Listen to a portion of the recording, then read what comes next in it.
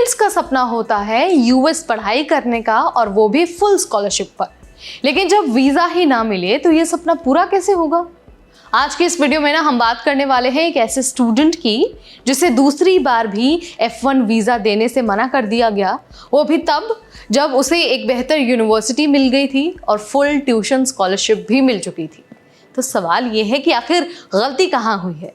क्या ऐसा इस स्टूडेंट ने इंटरव्यू में कह दिया कि वीज़ा ही रिजेक्ट हो गया?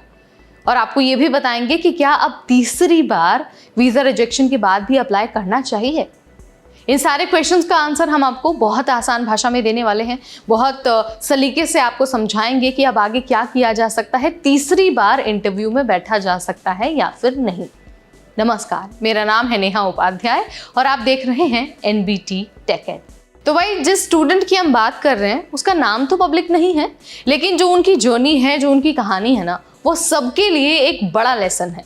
दरअसल इस स्टूडेंट ने 2024 में 12वीं पास की और फिर स्प्रिंग 2025 में पहली बार यूएस स्टूडेंट वीज़ा के लिए अप्लाई किया।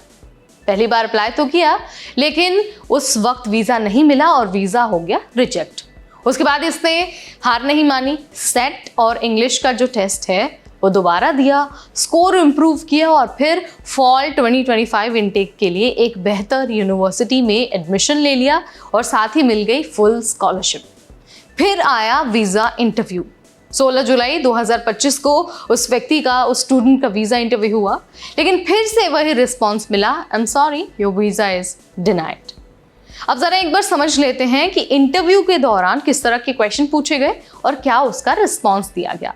तो सवाल पूछा गया कि पिछली बार से इस बार क्या बदला है। स्टूडेंट ने बताया कि मैंने दोबारा से टेस्ट दिया, स्कोर इम्प्रूव किया और अब स्कॉलरशिप भी मुझे मिल गई है। फिर दोबारा ऑफिसर ने पूछा कि ये कोर्स आपने क्यों चुना है।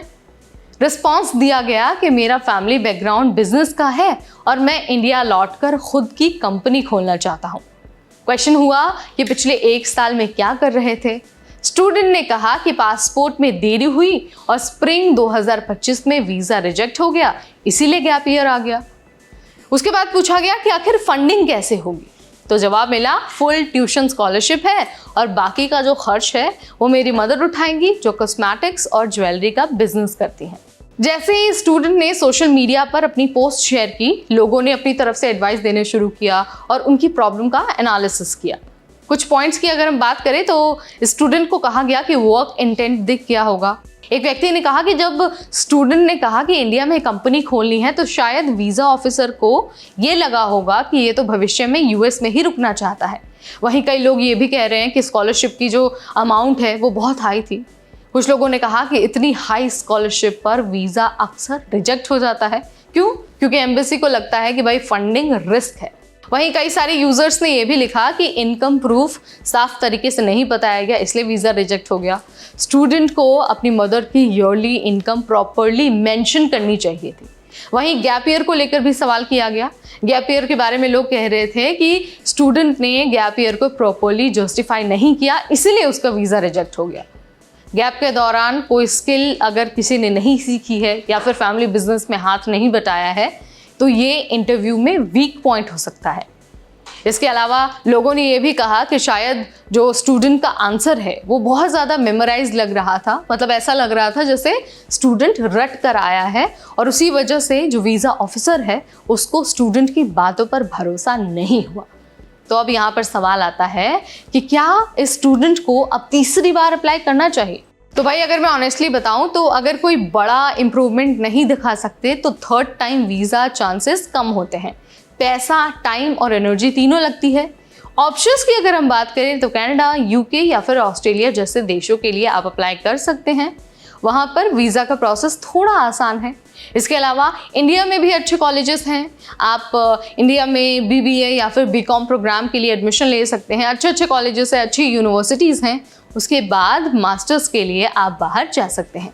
इसके अलावा बहुत ज़रूरी है कि आप अपने गैप ईयर का सही इस्तेमाल करें। कोई इंटर्नशिप कर लीजिए, फैमिली बिजनेस में काम कर लीजिए या फिर कोई सर्टिफिकेशन कोर्स कर लीजिए, ताकि आपका जो प्रोफाइल है ना वो काफ़ी ज़्यादा स्ट्रॉन्ग लगे। तो भाई, ये कहानी जो स्टूडेंट की है, वीज़ा इंटरव्यू की पूरी कहानी, वो सिर्फ एक बच्चे की नहीं है, बल्कि हज़ारों लाखों ऐसे स्टूडेंट्स हैं जिनका वीज़ा हर साल रिजेक्ट हो जाता है। कई लोगों के तो 3-3, 4-4 बार भी वीज़ा रिजेक्ट हुए हैं, सिर्फ इसलिए क्योंकि उनकी तैयारी अच्छी नहीं होती है या फिर उनका रिस्पॉन्स अच्छा नहीं होता है। तो बहुत ज़रूरी है आपके लिए कि आप एक बेहतर स्ट्रैटेजी अपनाएं। आपकी जो प्रोफाइल है वो बहुत स्ट्रांग होनी चाहिए और जो आप रिस्पॉन्स दे रहे हैं उसकी क्लियरिटी आपके मन में अच्छी तरीके से होनी चाहिए। तो बस आपको इन सारी चीज़ों का ध्यान रखना है और अगर वीडियो पसंद आया है, इन्फॉर्मेटिव लगा है तो इसे लाइक और शेयर करना बिल्कुल ना भूलें। ऐसे अपडेट्स के लिए stay tune to NBT Tech Ed।